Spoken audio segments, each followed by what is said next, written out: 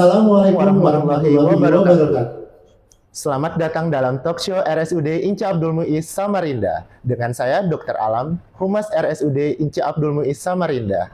Pada kesempatan hari ini, kita datang dari IKN Nusantara akan membahas topik talk show yang berjudulkan Pelayanan Daerah Mendukung Pembangunan Kesehatan di Kalimantan Timur dan Otorita IKN.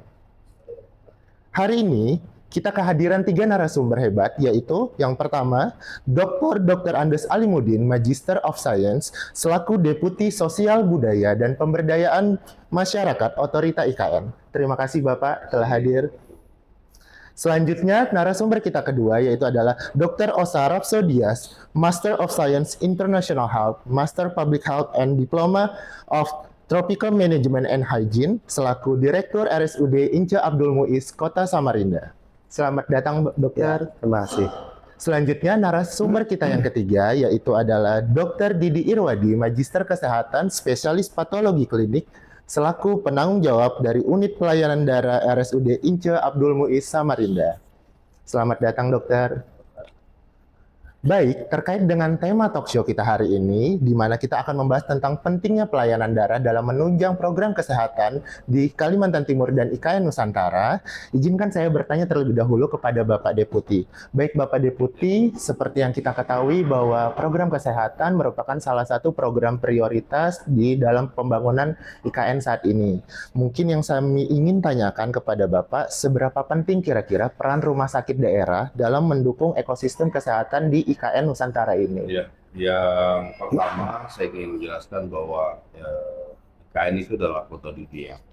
Oleh karena itu seluruh tatanan kehidupan masyarakat kita di masa yang akan datang juga harus diarahkan untuk menjadi warga kelas dunia. Oleh karena itu mesti dan harus didukung oleh layanan kesehatan yang juga diselebelkan dengan nama sendiri. Nah, lalu kemudian IKN itu juga adalah Indonesia X. X-nya itu adalah eksperimen dalam hal tata kelola pembangunan termasuk di dalam pelayanan kesehatan. Oleh karenanya kita memiliki peta jalan kesehatan, kemudian juga tatanan pelayanan kesehatan yang diharapkan berbeda dengan yang sebelumnya saat ini. Oleh karena itu, pendirian rumah sakit yang ada saat ini di Kabupaten Nusantara itu adalah rumah sakit yang kelasnya paripurna. Nah, kalau kita di daerah, kita mengenal ada puskesmas, ada layanan tingkat pertama dan lain-lain itu, maka di sini pun ada, tetapi dia tidak lagi kuratif, dia lebih kepada promosi. Promkesnya lebih didahulukan. Kenapa demikian? Bayangannya itu adalah kota ini adalah kota 10 menit. Jadi kemana-mana 10 menit dan layanan mesti harus disiapkan. Salah satunya lagi adalah kalau dulu ada puskesmas itu kan karena tidak ada rumah sakit gitu ya. Nah, maka puskesmas tetap ada tetapi kita alih fungsikan. Tidak lagi dalam tatanan kuratif. Oleh karena itu kita berharap ke depan setelah ini operasional secara langsung semuanya kita ambil alih karena kita tahu bahwa hari ini IKN itu belum mengambil secara langsung fungsi-fungsi pemerintahan yang ada itu. Hari ini rumah sakit daerah masih menjadi miliknya provinsi, hari ini rumah sakit daerah masih menjadi miliknya kabupaten. Nah, ke depan ini ketika kita ambil alih semua, insya Allah kita tidak ada lagi menganut unsur-unsur rujukan harus ke sana dan kesini dan lain-lain. Satu hal yang terakhir adalah bagaimana rumah sakit ini, karena kita tahu bahwa ibu kota Nusantara ini berada di secara geografi itu ada menjadi the central of Indonesia ya, ada di tengah-tengah Nusantara kita ini, sehingga kita berharap ke depan ini bahwa layanan kesehatan yang di IKN dengan paripurna itu kita pengen mengajak seluruh warga negara itu ke Nusantara berobatnya itu, nggak usah ke Penang lagi.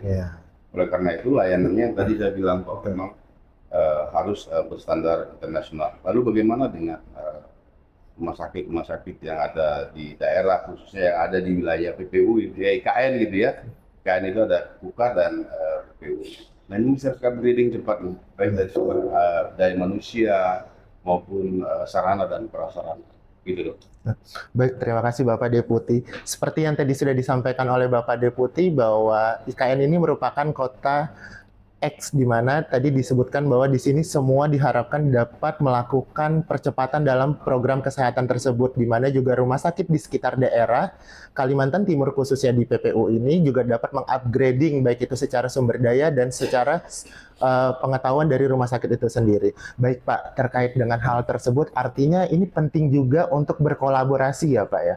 Jadi menurut Bapak bagaimana kolaborasi ideal antara fasilitas kesehatan yang ada di daerah dengan IKN Nusantara ini sendiri gitu? Saya pikir sangat wajib ya kolaborasi gitu ya. Jangan sampai nanti di sini ada rumah sakit yang X misalkan, nah di daerah lain misalkan ada X juga, ini mubazir. Kita harus melakukan sinkronisasi program layanan kesehatan antara Nusantara dan Kalimantan Timur nantinya nih. Ini kan jaraknya kan dekat nih ke Samarinda paling 2 jam gitu ya, nggak terlalu jauh. Ini perlu dilakukan sinkronisasi. Oleh karenanya setiap saat kami mengajak teman-teman di daerah untuk melaksanakan kegiatan-kegiatan misalkan pemeriksaan kesehatan gratis, kemudian yang lain-lain kaitannya dengan juga stunting, kita libatkan semua unsur-unsur kesehatan yang ada di Provinsi Kalimantan Timur, Penajam Pasir Utara, Kartanegara. Tapi intinya kolaborasi itu sangat penting dan ini harus dimulai dari sekarang ya, supaya tidak ada tidak ada yang tertinggal kemudian. Nah, karena salah satu misi IKN itu adalah IKN maju itu harus tumbuh secara bersamaan dengan wilayah-wilayah sekitarnya. Kita menganut daerah mitra, jadi kita tidak menganut ini penyangga, ini enggak. Kita daerah mitra, daerah yang sejajar, dan kita tahu bahwa kalau ini dilakukan dengan baik maka insya Allah tingkat kesejahteraan masyarakat yang ada di Nusantara, ada di Kalimantan Timur dan wilayah-wilayah yang lainnya kan. Terima kasih. Tadi sudah disampaikan oleh Deputi bahwa pentingnya kolaborasi di mana diharapkan dengan adanya IKN juga bisa membangun pemberdayaan bagi masyarakat khususnya di Kalimantan Timur sehingga baik itu sektor kesehatan dan dari segi pertumbuhan dari masyarakatnya pun dapat tumbuh lebih baik kembali. Baik, terima kasih kepada Bapak Deputi. Selanjutnya izinkan saya bertanya kepada narasumber yang kedua yaitu kepada Dr. Didi. Seperti yang kita ketahui, Dr. Didi ini merupakan penanggung jawab dari Unit Pelayanan Darah RSUD Inci Abdul Muiz, ya dokter ya. Mungkin yang saya ingin tanyakan terlebih dahulu dok, apa sebenarnya unit pelayanan darah yang ada di RSUD Inci Abdul Muiz Samarinda ini dokter? Baik, terima kasih. Jadi begini ya, kegiatan UPD secara umum itu sama di semua sarana pelayanan kesehatan. Ya. Jadi kegiatan UPD itu mulai kan kita proses rekrutmen, rekrutmen dari pendonor, kemudian kita seleksi dari pendonor itu apakah bisa kita ambil darahnya atau tidak. Setelah itu kalau kita ambil, kita simpan, kemudian kita periksa dulu laboratorium. Apakah darah yang kita sudah ambil ini bisa diberikan kepada pasien atau tidak. Sebab kalau ada penyakit-penyakit tertentu, maka darah itu harus musnahkan, tidak boleh kita berikan. Nah, setelah kita melakukan proses pemeriksaan laboratorium, apabila dia lolos, maka kita akan melakukan proses pengolahan darah tadi. Ya, jadi kita bisa pisahkan terkait nanti bentuknya whole blood, bentuknya BRC atau TC, sesuai dengan kebutuhan. Ya, tentu kalau selama tidak digunakan akan disimpan di UPD tersebut. Ya. Nah, setelah itu tentu kita akan distribusikan kegiatan UPD, artinya distribusi darah yang tadi kita sudah siapkan apabila ada order atau permintaan dari rumah sakit, terutama untuk rumah sakit misalnya Indonesia ataupun rumah sakit sekitar, bisa kita layani selama stok darah itu masih ada. Nah, kemudian yang terakhir, kalau untuk proses penyimpanan sudah baik, itu kita menjaga mutu dari darah tersebut. Ya, mutu ini kaitannya dengan apakah kualitas darah selama proses penyimpanan tetap baik, kemudian tidak terjadi proses reaksi transfusi terhadap pasien. Nah, itu merupakan kegiatan-kegiatan supaya darah yang kita berikan aman, Pak. Jadi itu kegiatan secara garis besar dari UPD. Baik, tadi sudah disampaikan oleh Dokter Didi terkait tentang apa sih sebenarnya unit pelayanan darah tersebut. Jadi dok, melanjuti dari pernyataan dokter tadi bahwa darah tersebut nanti akan disimpan dan diproses dan dapat digunakan untuk kebutuhan pasien. Bagaimana unit pelayanan darah di RSUD Inci Abdul Muiz ini dapat menjamin kualitas dari darah yang diambil dalam program ini, dan menurut dokter seberapa penting sih adanya unit pelayanan darah ini? Ya, jadi untuk menjaga mutu darah yang ada di UPD kita, tentu kita tadi mulai dari kegiatan seleksi awal ya atau proses rekrutmen, terutama kegiatan dengan pemeriksaan laboratoriumnya. Nah, tentu kita memberikan darah itu kan salah satu obat. Jadi kalau obat itu tercemar atau terkontaminasi, tentu akan berbahaya bagi pasien. Nah, itu merupakan salah satu indikator mutu kita bahwa darah itu aman diberikan kepada pasien.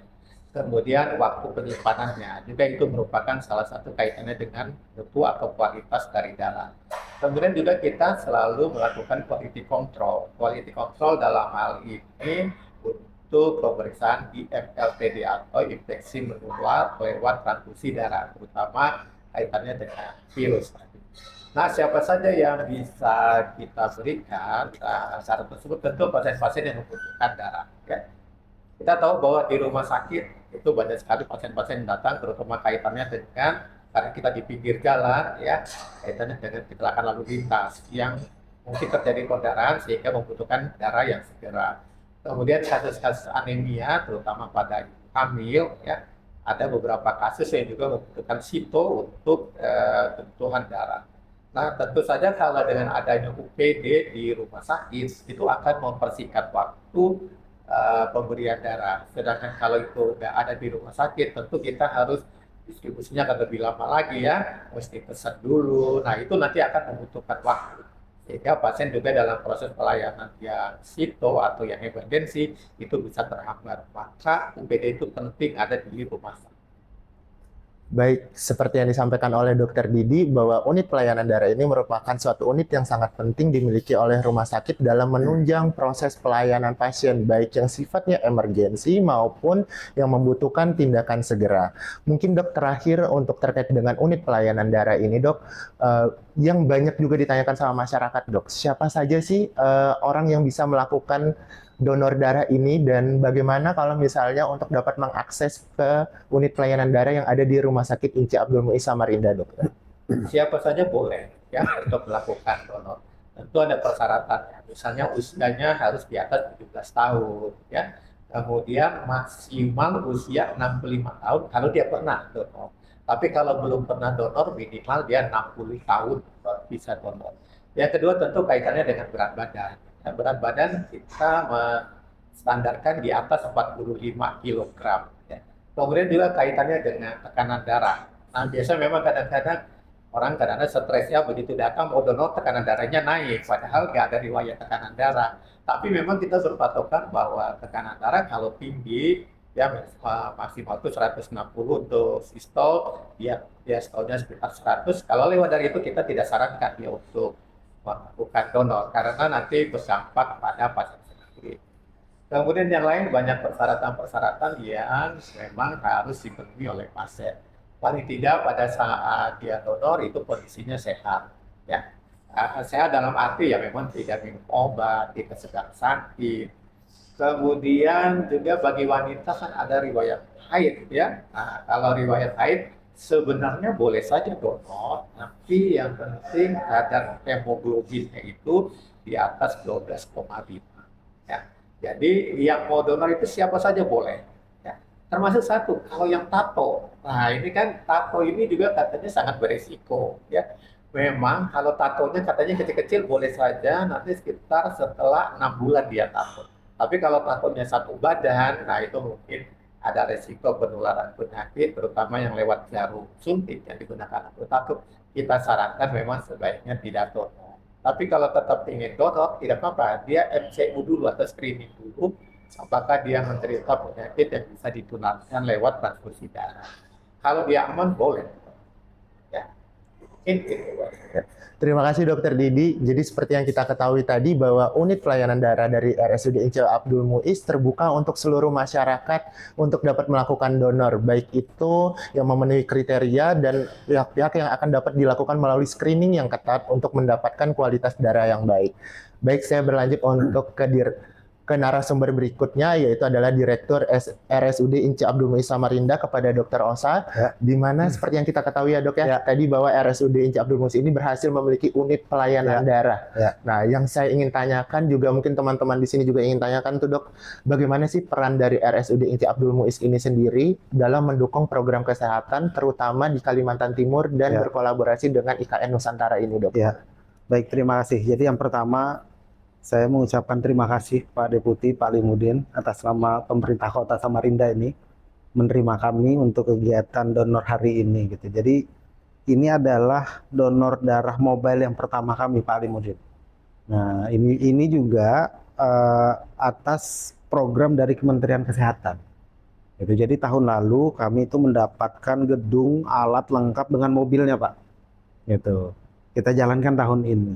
Nah, jadi baru berjalan kurang lebih 1 bulan terakhir ya Pak Didi, dan ini adalah kegiatan pertama kami di sini. Nah, terkait pertanyaan tadi, jadi memang RSUD ini kan namanya juga daerah ya, itu milik pemerintah itu. Nah, kalau milik pemerintah tentu nomor 1 harus mendukung program-program prioritas pemerintah. Nah, dalam konteks IKN, ya tadi udah kita mendengarkan penjelasan Pak Deputi, arahan beliau bahwa daerah-daerah mitra ini juga harus mampu untuk tumbuh. Gitu. Jadi ini adalah salah satu upaya kami Pak Deputi. Gitu. Jadi tumbuh ini dalam arti bukan hanya ekonomi yang memang sudah kita rasakan ya. Siapa sih yang nggak mau gitu ya ada IKN di provinsinya gitu kan. Nah tapi juga dalam konteks pengembangan kesehatan. Langkah RSUD di Kota Samarinda yang pertama kali untuk donor itu menurut kami langkah yang besar Pak Ali gitu, dan hari ini kita bisa membuktikan bahwa IKN itu keberadaannya memberikan manfaat untuk Kota Samarinda. Bayangkan bahwa warga Samarinda itu bisa mendapatkan darah dari warga IKN gitu. Nah, orang kan selama ini melihat IKN itu sebuah ibu kota, eksklusivitas kota X gitu ya, dengan kosmopolitannya gitu ya kan, mereka datang melihat gitu. Nah, tapi hari ini ke depannya itu bisa merasakan manfaatnya tuh Samarinda. Oh, saya dapat darah dari warga IKN. Gitu. Nah, jadi program-programnya seperti ini gitu. Kalau donor darah mungkin rumah sakit yang lain banyak juga dia yang donor darah, tapi bagaimana dalam konteks kita daerah mitra IKN gitu, ya kan? Jadi warga daerah itu juga merasakan manfaat dalam hal kesehatan. Tadi kita udah dengar Pak Deputi gitu. Di sini ada rumah sakit, kita nggak perlu lagi keluar negeri gitu kan. Nah, warga Samarinda juga geser aja ke sini 2 jam gitu ya kan, udah dapat pelayanan yang paripurna.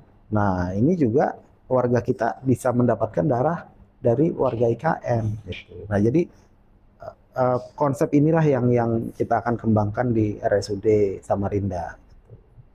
Baik, terima kasih kepada Bapak Direktur Dr. Osa. Seperti yang disampaikan tadi, harapannya memberikan kebermanfaatan, baik itu dari warga IKN, memberikan manfaat bagi masyarakat di Samarinda melalui program donor darah ini. Baik dok, melanjuti hal tersebut dok, kebermanfaatan. Bagaimana komitmen dari Rumah Sakit Inca Abdul Muiz ini sendiri dalam pengembangan unit pelayanan darah, dan bagaimana juga harapan dokter untuk unit pelayanan darah di RSUD ini dok? Ya, karena ini yang pertama, jadi unit layanan darah itu kan dia punya strata gitu ya. Nah, kita masih strata pertama gitu. Nah, target kami tahun depan udah yang paling hebat gitu. Artinya dari segi teknologi Pak. Gitu. Kalau di daerah Jakarta, di Jawa gitu ya, itu teknologi pengembangan darahnya udah hebat banget gitu kan. Nah, kita akan ke sana gitu. Kita akan ke sana sehingga kebutuhan warga Samarinda itu nggak lagi susah. Untuk rumah sakit kita saja, Pak Deputi, itu sehari itu 30 kantong darah, Pak. Kebutuhannya. Gitu. Nah, selama ini kan kita mencari itu kan kemana-mana itu, Pak, ya kan? Kita belum punya tuh kemarin tuh. Kita nyari dari Palang Merah Indonesia, gitu ya kan? Nah, mereka juga memenuhi untuk semua rumah sakit selain rumah sakit daerah, gitu ya kan? Nah, ya, jadi Jadi ya itulah ya komitmen kami gitu, bahwa dengan tumbuhnya IKN, kami daerah mitra juga pasti akan tumbuh. Selain tumbuh, kami juga dituntut tadi, kata Pak Deputi, SDM-nya harus dipercepat, ya kan? Kualitasnya harus tinggi. Nah, ini udah terbukti. Terbuktinya apa? Tahun lalu Kemenkes ngasih alat bangunan lengkap gitu. Ini kan komitmen ini. Ya kan? Nggak diberikan ke semua daerah gitu. Kenapa ke Samarinda? Ya karena dianggap ini mitra, kamu juga harus bisa tumbuh gitu. Ya kan? Mitra IKN gitu. Nah, itu komitmen harus kita jaga. Nah, dalam konteks pengembangan daerah, visi misi Wali Kota Samarinda juga keberlanjutan gitu ya kan. Nah, jadi ini mudah-mudahan bisa jadi bukti ya bahwa komitmen kami untuk mengembangkan itu, kami ingin berkembang bersama IKN. Nah, itu keyword. Baik, terima kasih kepada Dr. Osa atas jawaban dan harapannya. Seperti kita ketahui tadi bersama, tanpa terasa kita sudah masuk ke dalam sesi terakhir dari diskusi talk show hari ini, di mana tadi pentingnya adanya pelayanan daerah dalam mendukung program kesehatan, terutama di Kalimantan Timur dan IKN Nusantara. Kalau bisa saya sedikit menyimpulkan ya Bapak, dari ketiga narasumber ini, yang pertama, satu pentingnya adanya kolaborasi, di mana adanya ibu kota IKN ini atau IKN Nusantara ini juga bisa memberdayakan daerah mitra di sekitar Kalimantan Timur, di mana RSUD Inca Abdul Muiz dengan inovasinya membentuk unit pelayanan daerah, di mana unit pelayanan daerah ini dapat memberikan kebermanfaatan bagi masyarakat. Mungkin terima kasih kami ucapkan kepada seluruh narasumber dan juga Sobat Sehat Muiz yang hadir dalam talk show kegiatan Humas RSUD Inca Abdul Muiz hari ini. Salam sehat dan sampai jumpa di talk show RSUD Inca Abdul Muiz berikutnya dengan topik yang selalu menarik. Assalamualaikum warahmatullahi wabarakatuh. Waalaikumsalam.